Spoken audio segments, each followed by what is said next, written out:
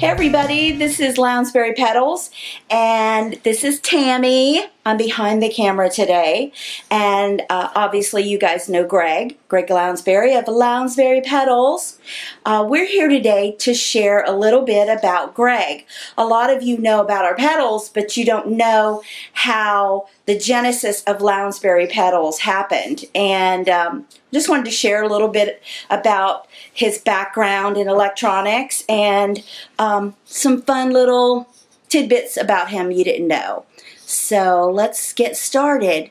But first, we wanted to get a little ambiance in our farmhouse, and we said, hey, how about some fireside chat with Greg Lounsberry?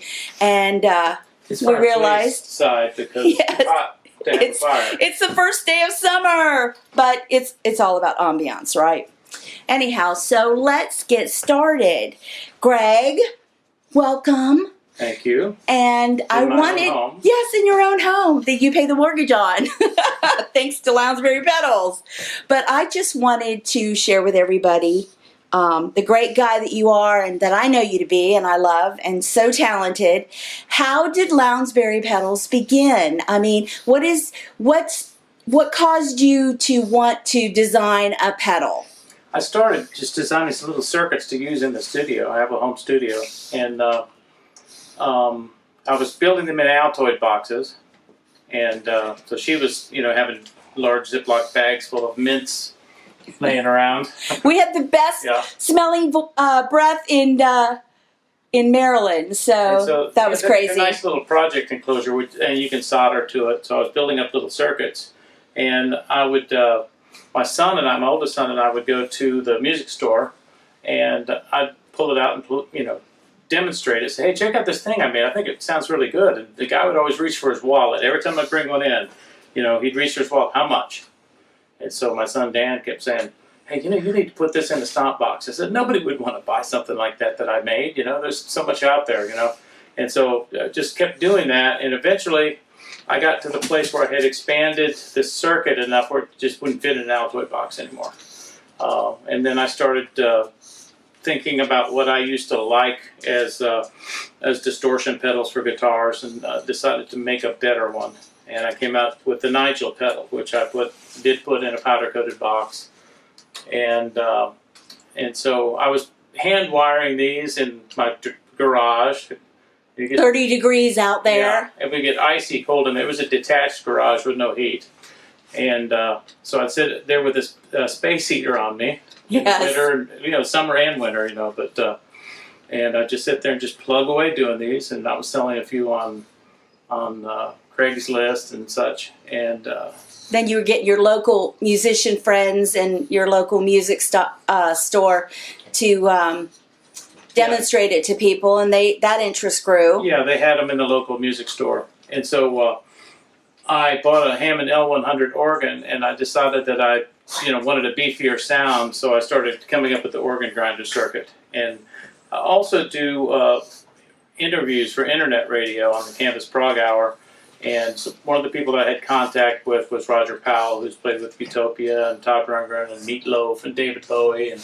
And so, for those that you don't know, Greg, if you haven't sat down at a dinner table with him, he is so full of trivia with music, guitars. I mean, ask him anything, and he's the one you want to phone in a friend with if you ever have a question. I came to be doing the show, because I don't have a good voice for radio or much of anything else. But what I have is I have a brain full of useless trivia, and I used to tell Tammy that my brain was a vast storehouse of useless information. Well, one day it became useful because I started doing interviews with people like John Anderson and Steve Hackett and the Alice Cooper Band, and the list goes on and on and on and on. What's the name of that show you used to do with Matt Schweitzer? It's called the Campus Prog Hour. It's campusproductions.net. Yeah, so that's awesome. And in doing so, I got to know some of these people. And so I was talking with Roger Powell, and I said, I came up with this great organ overdrive circuit, and why don't you see if, give it a try. So I sent him a video of it, and he liked it. So I sent it to him, and, first off, it was like, well, that's, I think the first one was not loud enough. And then the next round was I got a phone call complaining that I broke his speakers. It was so loud. Oh, no. And so, we found that middle ground, and then the final say-so was he said it sounded incredible. And I said, okay, well, that's good. And so I'm building a few of these and still selling only a few. Right. And I asked Jim Alfredson if he'd like one for review. But I didn't hear from him for about a year. It was interesting. I guess he somehow didn't get the message or the email. And he finally did find the message. And he said, yeah, I'd love to. Well, he did the review. And overnight, I sold like 13 of them. I will be forever I didn't grateful. have enough parts to build 13. Jim Albertson, Yeah. that's our dog, by the way. Jim Albertson Yeah. is a rock star to me. I mean, Oh, he he has is anyway, helped yeah. push us over the finish line with our pedals and getting it out to the public. So thanks, So- Jim.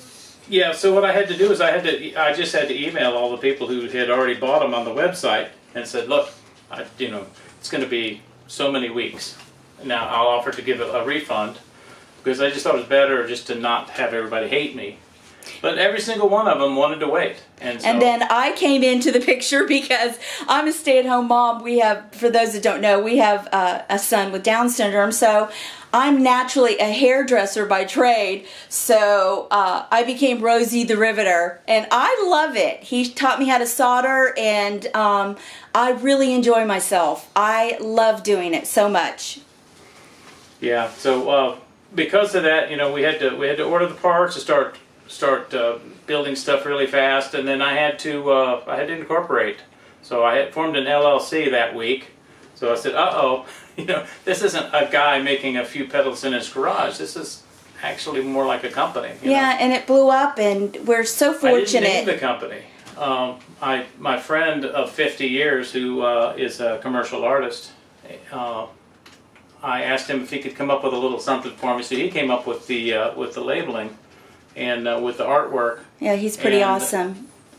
And he called it Lounsberry Pedals. And I looked at it and said, okay, because I haven't had time to think about what we're going to call it. So Mark is an incredible artist. Yeah. So I said, okay, Lounsberry Pedals it is. I mean, it's already on the label, so that's what it's going to be. So that's how that all came about. It's exciting, and we just have the future in front of us, wide open, and we're going to continue to carry on with this. I hope you guys enjoy this. This gives us a little background and genesis of Lounsberry Pedals, and we just want to share with you each individual pedal in the future and give you some ideas of what inspired it. So we'll be talking about it some more. And since we have a big farmhouse, we'll be doing many vignettes throughout the house in different areas. So we might do it outside in our beautiful yard out in the hills of Western Maryland, the mountains of Western Maryland, actually. Yes. And but we appreciate you guys, and thanks to everybody that has bought our pedal and enjoyed it, and given us thumbs up, and we just really encourage you to like this video and like our pedals on Facebook and get the word out, because we've got new exciting things coming up, and I want to share it with you, and we just wanted to say thanks to everybody. Thanks, everybody.